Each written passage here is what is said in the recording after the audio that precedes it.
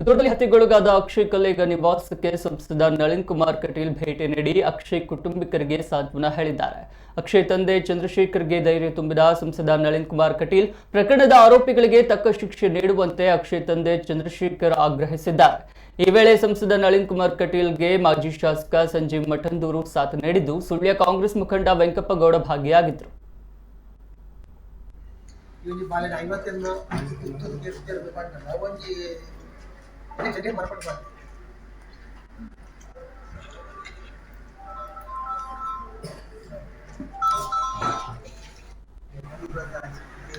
स्वस्ति